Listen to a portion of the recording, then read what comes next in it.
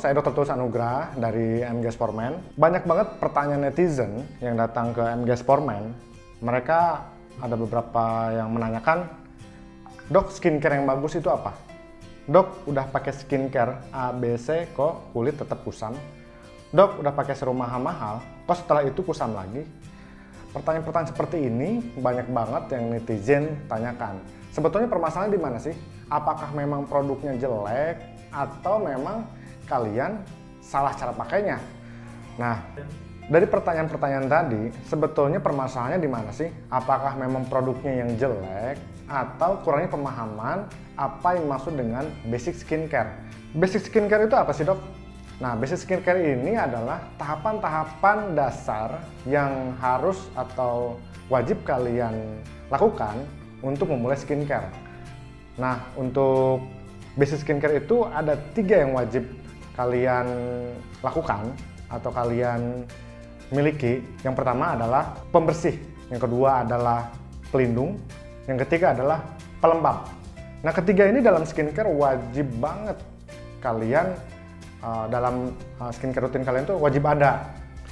Nanti kita akan bahas satu persatu apa yang dimaksud dengan pembersih, dimaksud dengan pelindung, dan yang dimaksud dengan pelembab. Yang pertama adalah pembersih. Kenapa sih, Dok, kulit kita itu wajib banget dibersihkan? Wajib banget dibersihkan karena kulit kita itu rentan sekali terhadap agen-agen eksternal, polusi, radikal bebas, sisa-sisa make up, terus minyak berlebih. Yang demikian, kalau misalnya tidak kita bersihkan, itu berpotensi menyumbat pori-pori. Nah, hasil dari penyumbatan pori-pori tadi, jika tidak kalian bersihkan, permasalahan-permasalahan tadi, itu akan meningkatkan resiko penyumbatan pada pori-pori. Penyumbatan pada pori-pori ini nantinya bisa jadi cikal bakal komedo. Kita ketahui komedo itu adalah jenis jerawat non-inflamasi. Ya. Jenis jerawat non-inflamasi ini lama-kelamaan akan menjadi jerawat meradang. Jerawat meradang akan menjadi jerawat parah. Dan jerawat parah lama-kelamaan kalau tidak diobatin, dia beresiko meningkatkan acne scar atau bopeng. Kalau misalnya udah acne scar atau bopeng, ini kan lebih sulit untuk diobati. Makanya salah satu tujuan pembersih itu adalah untuk memutus rantai tadi. Pertanyaan selanjutnya, bagaimana sih cara membersihkan kulit wajah yang baik dan benar? Sebetulnya pembersih-pembersih wajah yang ada di pasaran itu tuh sudah memenuhi standarisasi pembersih wajah yang baik dan benar dengan catatan sudah terdaftar di Badan POM. Yang pertama, kalian boleh memilih pembersih wajah apapun sesuai jenis kulit kalian. Biasanya kalau misalnya kalian bingung, bisa dilihat apakah itu untuk acne atau non-acne. Biasanya kalau yang sudah BPOM itu ada keterangannya. Nah, selanjutnya adalah bagaimana cara membersihkan kulit yang baik dan benar. Pertama, kalau misalnya kalian sebelumnya menggunakan make up, sebaiknya gunakan cairan make up remove ya. Tujuannya adalah untuk lebih mudah membersihkan karena dia mampu memecah si make up tadi. Kalau misalnya kalian membersihkan make up dengan pencuci muka, itu nanti berisiko meningkatkan gesekan-gesekan yang berlebihan. Karena kan make up itu lebih sulit dibersihkan dengan pembersih wajah. Dalam membersihkan muka, kalian cukup lakukan 2 kali sehari, pagi setelah bangun tidur dan malam sebelum tidur. Tujuannya adalah setelah bangun tidur itu untuk membersihkan sisa-sisa minyak, sisa kalian tidur. Dan menjelang tidur adalah untuk membersihkan sisa-sisa kotoran setelah seharian beraktivitas di luar rumah. Tahapan selanjutnya adalah sebelum membersihkan muka, kalian wajib membersihkan tangan kalian dulu. Lakukan dengan gentle, dengan menuangkan sabun muka ke tangan, gosok perlahan sampai merata ke seluruh wajah kalian. Setelah itu, jika sudah merata, bersihkan dengan air yang bersih, air mengalir. Selanjutnya adalah menggunakan handuk yang bersih. Tidak perlu digosok, kalian cukup ditap-tap aja sampai dan pastikan permukaan kulit wajah kalian kering. Nah, setelah itu tinggal menggunakan toner. Nah, tujuan menggunakan toner ini adalah untuk memaksimalkan fungsi pembersih wajah yang tidak maksimal dengan pembersih wajah tadi, yaitu sisa make up dan kotoran-kotoran yang menempel di wajah. Selain itu, fungsi toner juga untuk menjaga pH kulit agar tetap stabil. Tadi sudah kita bahas tahapan yang pertama, basic skincare, yaitu pembersih. Sekarang pelindung. Kulit itu harus dilindungi dari paparan sinar UV. Nah, pertanyaannya adalah dilindungi dengan apa? Nah, untuk melindungi kulit dari paparan sinar UV, yaitu bisa menggunakan sunscreen. Perlu diketahui, penggunaan sunscreen di Indonesia itu hanya 2%. Ini tidak bisa dibiarkan, karena kan kebanyakan orang-orang Indonesia itu saat orang-orang ingin putih, kulit sehat, kulit bersih, terhindar dari penuaan dini, mereka terlalu mencari hal-hal yang lain, padahal yang salah satu yang paling penting untuk menghindari tadi adalah dengan penggunaan sunscreen secara rutin tiap hari. Perlu diketahui, gelombang sinar matahari itu yang paling sering kita dengar ada dua. Yang pertama UVA dan UVB. Untuk mudahnya, UVA itu aging, yaitu penuaan. Nah, dampak penuaan ini akibat gelombang sinar UV tadi adalah kulit keriput, elastisitas kulit tidak terjaga, usia terlihat lebih tua dari semestinya. Ini adalah dampak dari paparan gelombang sinar UVA, atau lebih mudahnya itu aging ya. Selanjutnya adalah UVB. Nah, untuk UVB ini dia dampaknya itu jangka pendek atau bisa disebut juga sunburn.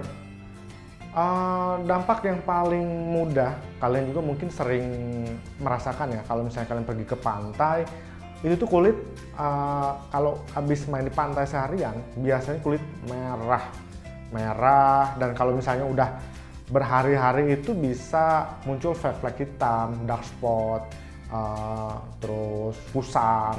Itu akibat paparan sinar UVB, atau lebih mudahnya itu bisa disebut juga dengan sunburn. Nah, itu dampak jangka pendek. Saya mencontohkan salah satu bukti bahwa sinar UV sangat merusak kulit. Ini ada fotonya.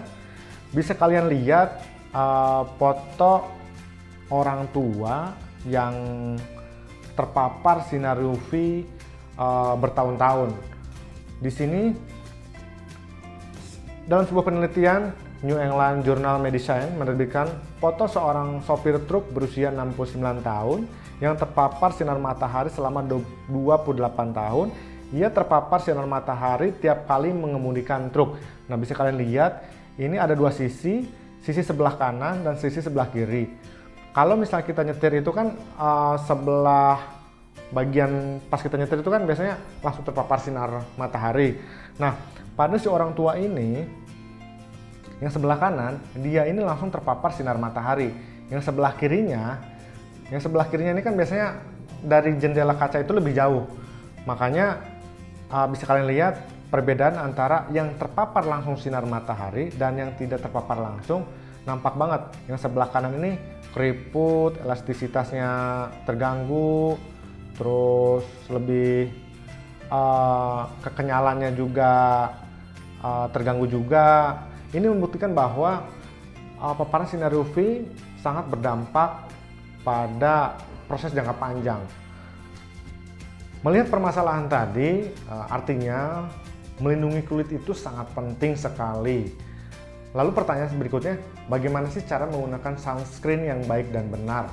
Yang pertama adalah gunakan sunscreen setiap hari. Ini wajib banget. Apalagi untuk kalian yang aktivitasnya itu di luar rumah. Caranya adalah gunakan sunscreen seluruh wajah, terutama kulit yang terpapar langsung sinar matahari. Misalnya wajah, leher, tangan yang tidak terlindungi oleh pakaian. Itu wajib banget kalian gunakan sunscreen. Berikutnya adalah gunakan sunscreen 2-3 jam sekali.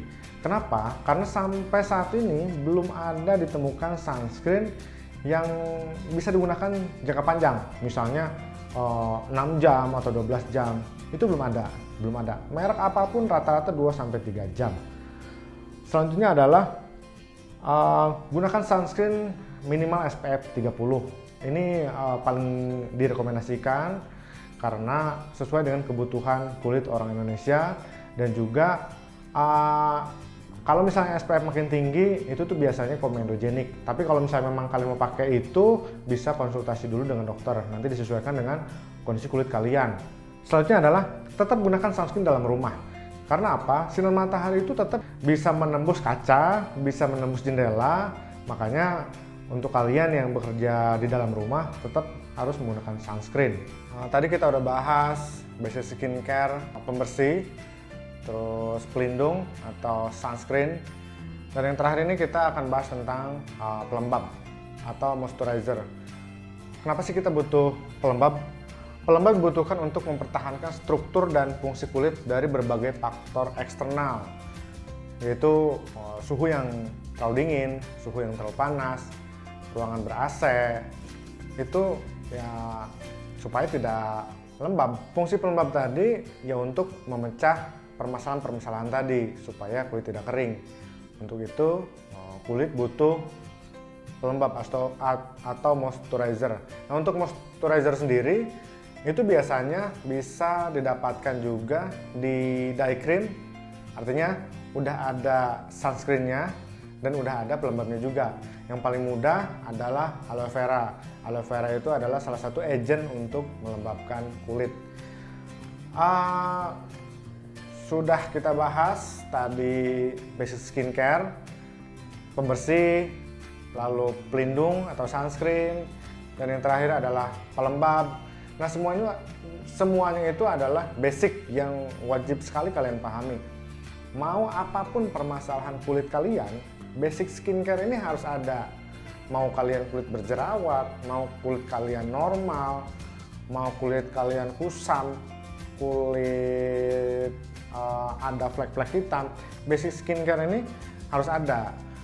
Kalaupun misalnya ada permasalahan kulit lain seperti berjerawat, nanti ada krim anti jerawatnya.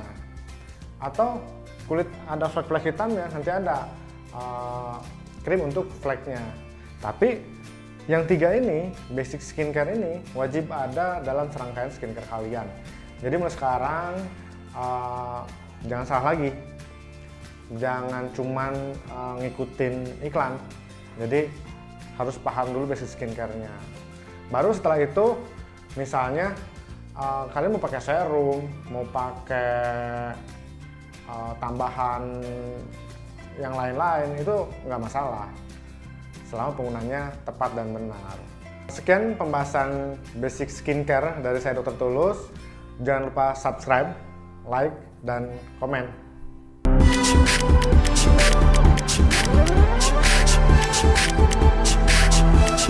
you.